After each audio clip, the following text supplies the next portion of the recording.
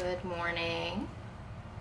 It's Saturday and it is still a hot next couple of days, 90s and up. So unfortunately, I can't really go out with Rye while it's this hot. So I decided that maybe today would be a good day to go hiking by myself.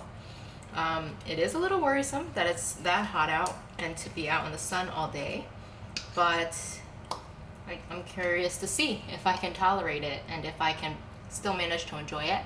Plus maybe if I go on a day like today where bringing her would be a terrible idea, it might help a little with my guilt that I always feel for driving out so far and not taking her with me.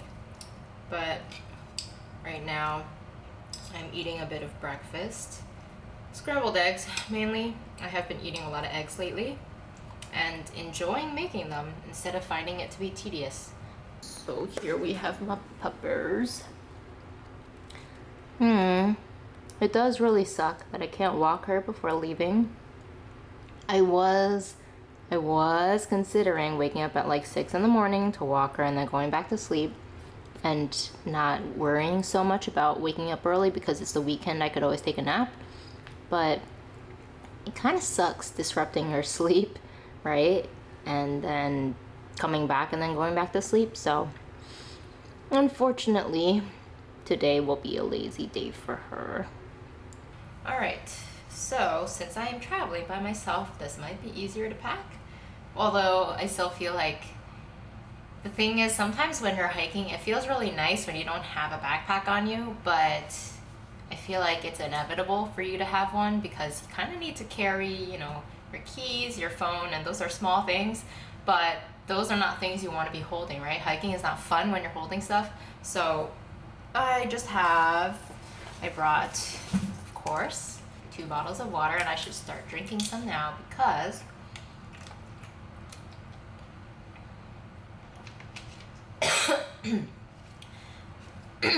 I haven't had any water since I woke up, and it's good to hydrate first thing in the morning, which I am not good at. Sometimes it takes me like over 2 hours until I drink my first sip of water in the morning. So got some in even though I chugged it way too hard. Also brought an apple for trail snacks, even though I actually am not too big a fan of eating on the trail, only because I don't want to get my hands messed up. But I am going to bring wet wipes. I have 2 in my car that I'll put in my backpack, so that should help with that. Definitely need sunscreen today. I guess I will apply it once I get there because the drive is an hour. And oh yeah, I can't forget this. So last time I went to the Wolf Center, I mentioned that I forgot to bring my annual pass.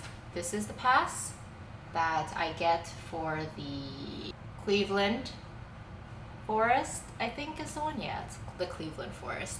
And I plan to go up to Sunrise Highway today. When I rode through on my motorcycle, there was a trail towards the end of Sunrise Highway that I noticed that I didn't know existed, and it looked kind of isolated. And I feel like it would be interesting to check out. So I'm gonna do that one today. Brought some crackers, just in case. Most times on hikes, I am not really the snacking type because I feel like it slows you down and whatever. I'll bring it just in case.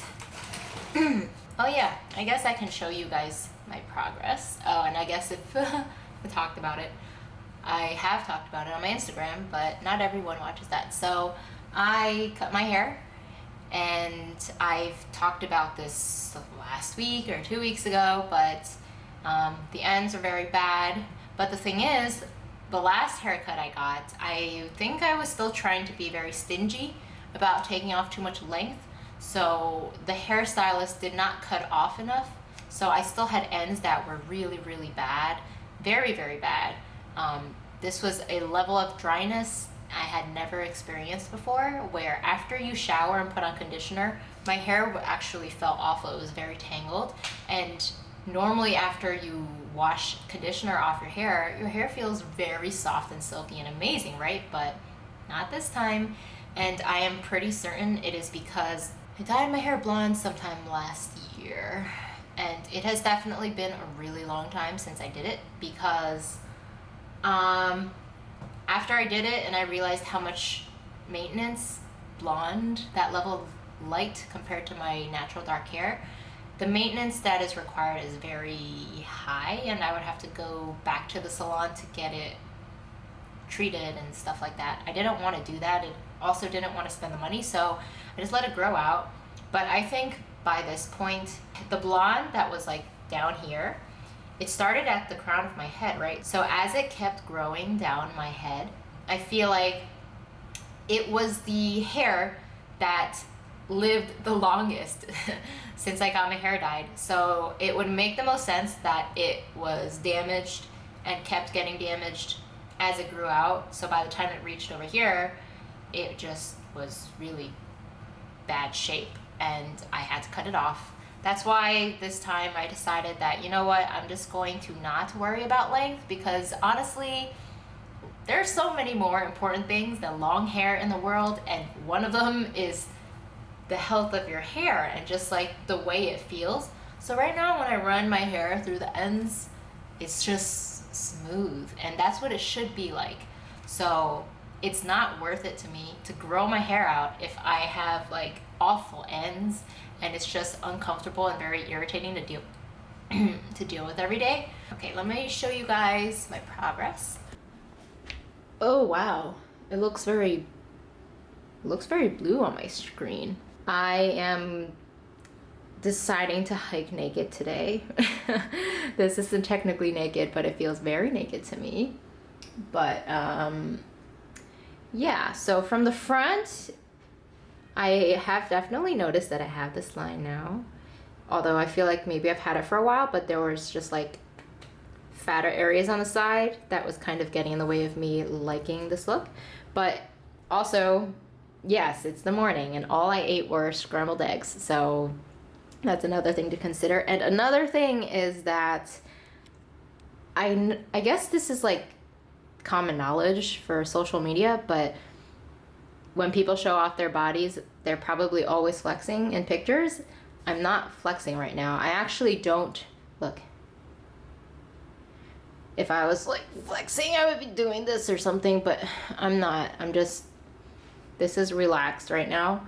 And I actually don't like the idea of flexing for stuff like that because it feels fake.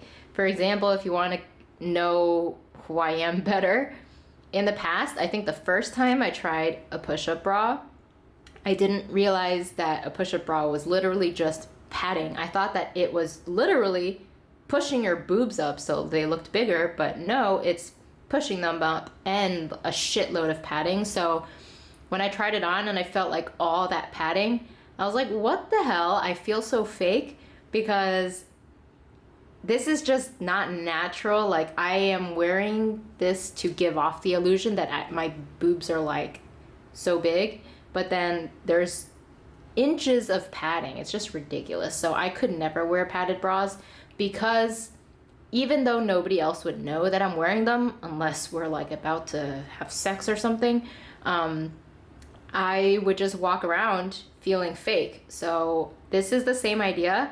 When I show this area, I'm not flexing because I have never felt the need to impress people with my life or impress people with my fitness and my body or whatever. So this is just showing that I'm actually kind of happy about where I'm at right now because you can just see definition.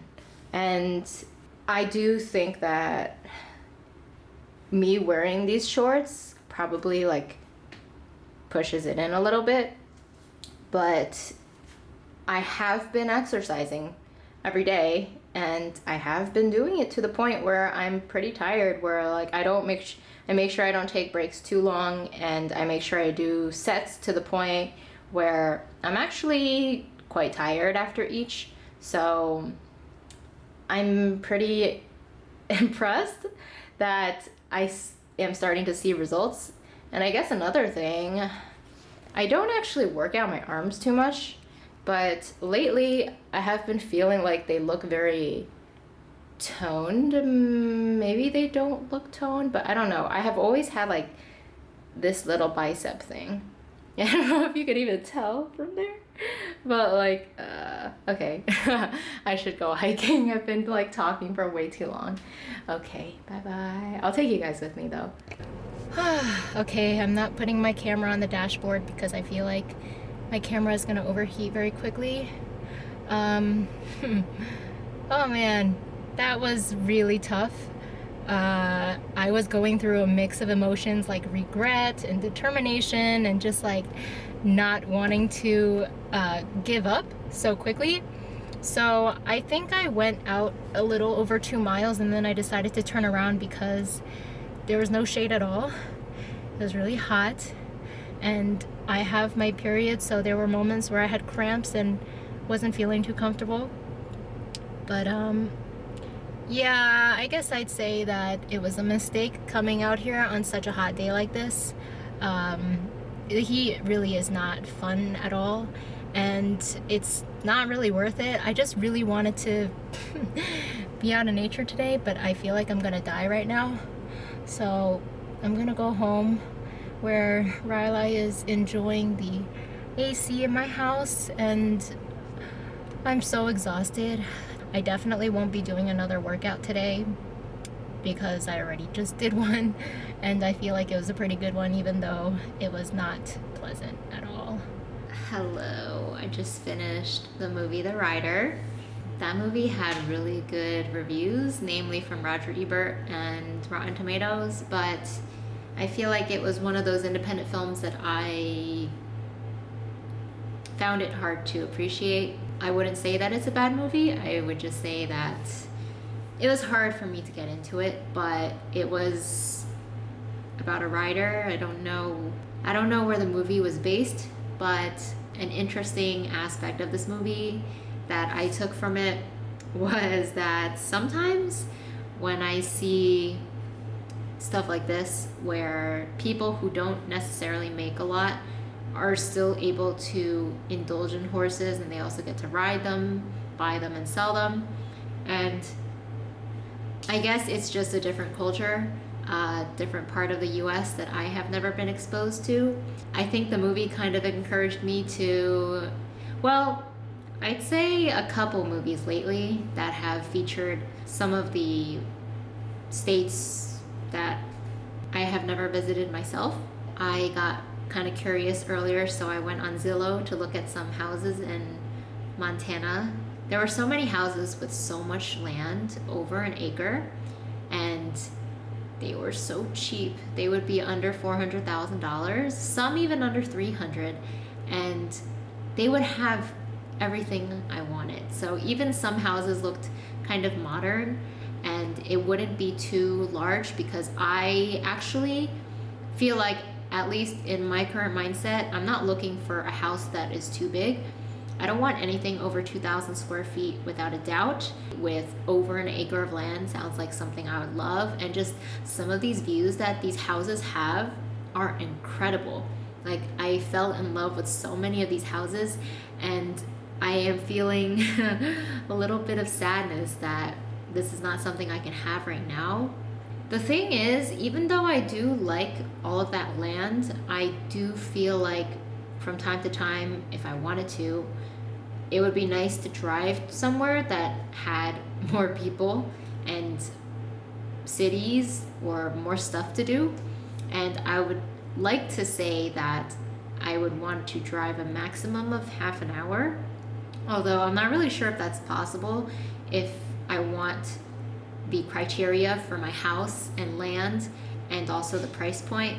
So the thing is, if I want to move outside of San Diego, then I'm going to have to accept the fact that there will be seasons and that the weather will be quite cold, because when I look at Montana or Utah, those temperatures, they're very similar to New Jersey, where the highs in like January or December are in the 30s, which I couldn't handle that very well in New Jersey, especially when it came to Riley. But I don't know. It might be something that I can learn to adjust to better in the future. Plus, if I work remote, I would have to work remote for me to make the decision to buy a house somewhere out there. But if I did work remote, then that would help me with not needing to go out as much if I didn't want to. And it would just provide a little bit more flexibility, and I wouldn't have that obligation of commuting to work. So sometimes it feels like a waste to be thinking about stuff like this because it's so early. Well, it's not early, but I have not been making good decisions financially, so it's gonna take me a really long time to save for a house. And I guess by the time I potentially have remote work, maybe by then I will have good savings for a house. I'm not sure yet. It's definitely a very exciting future for me to look forward to because I'm just imagining my own little house on acres of land, and then I want to buy a horse and ride it around my property. I think that would be something that would make me really happy.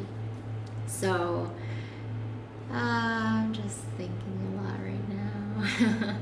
Saturday, early evening, I have so much of my evening to go, and I'm just thinking about wanting to live in my own house with all that land. Man, sometimes dreams like this really require a lot of willpower and determination to save up that money so you can make your dream a reality. So hopefully I will be able to figure something out and keep this dream in the forefront of my mind so I can work towards it.